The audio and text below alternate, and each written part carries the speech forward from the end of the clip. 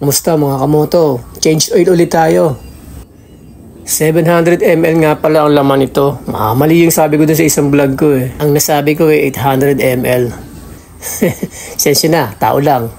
Magpapalit tayo ulit ng langis. After more than 2 weeks, parang iba kasi yung pakiramdam ko sa takbo niya.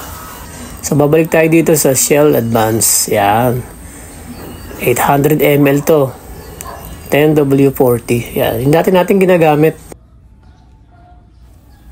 Feeling ko kasi parang hindi siya hiyang eh. Teka, salin muna natin to.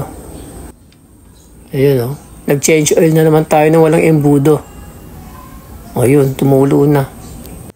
Depende sa inyo yan mga kamoto nasa sa inyo yun kung ano yung parang feel nyo na mas hiyang ng motor nyo. Siyempre ako matagal ko nang ginagamit yung motor ko. Kaya alam ko at nararamdaman ko.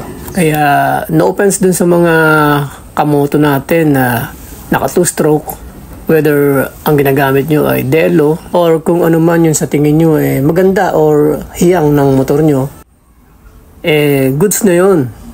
Siyempre doon na tayo, di ba? Bali 25 years na nga pala itong RS100 natin mga kamoto. 20 years dun sa first owner at 5 years sa akin.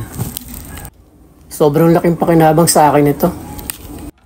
So ayun, abangan nyo na lang mga kamoto yung sunod nating upload after ma-change oil. Peace out.